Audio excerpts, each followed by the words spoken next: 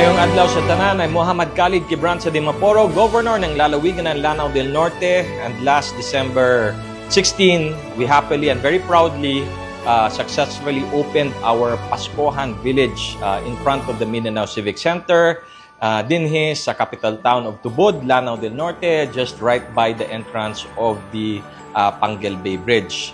And I'd like to thank all of those that supported and participated in our grand opening event, especially the very fun Christmas lighting ceremony. So makikita mo by the highway, a very nice Christmas lighting display, and alongside it yung mga booths.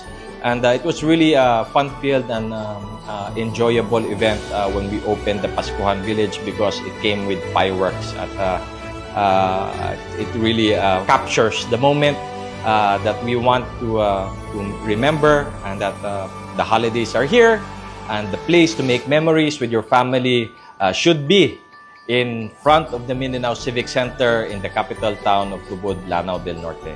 So I would like to invite everybody watching this video, if you have time, if you're in the vicinity, please do come to our Pascohan Village across the MCC here in Tubod, Lanao del Norte, and enjoy the fun-filled attractions and the booths on display. Nice to take pictures and make memories with your loved one.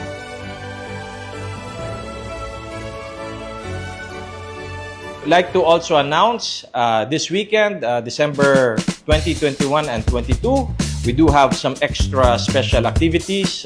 First and foremost is bringing back the motocross to the province of Lanao del Norte. So we will have a Mindanao-wide competition in the back of the MCC, making the MCC a sports track once again. And we will have this competition on December 20 and December 21.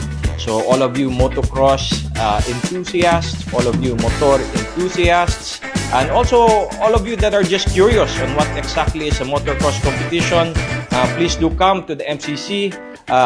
They will be racing morning to evening on December 20 and 21, and I'm sure it will be a fun and also a free event.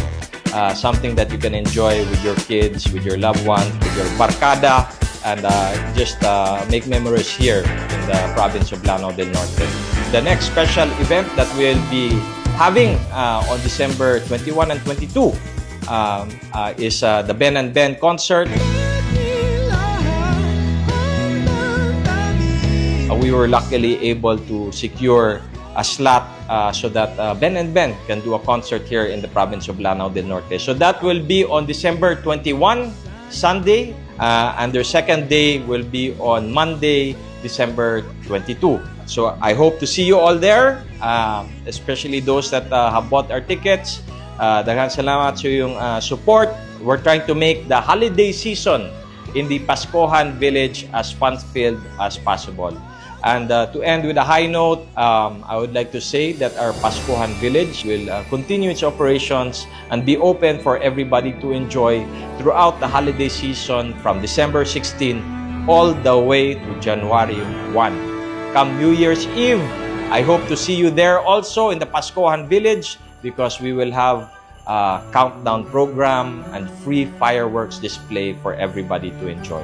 So again, this is what we're trying to do sa administration ko, on the part of the province of Lanao del Norte, on the part of the provincial capital. Malipayong Pasko sa tanan.